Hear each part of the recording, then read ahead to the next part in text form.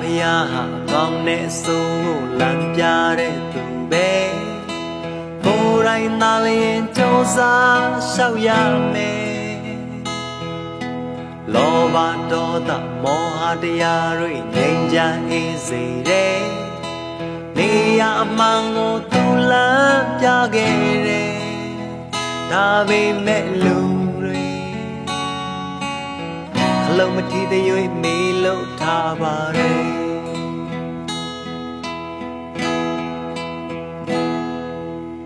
မိုးလင်းမိုးချုပ်အမြဲပဲလှုပ်ရှုပ်လောကဇက်ခုံဝဲမိုးကရေကအမျိုးမျိုးကကြတယ်သူကြောင့်ငါကြောင့်ခဏခဏလမ်းပြောင်းလူဘဝခရီးပါပဲကြုံလာချိန်တော့ပါကြောင့်အတ္တတွေအချိန်တန်တော့လေအိမ်အပြန်လန်းကတန်တရား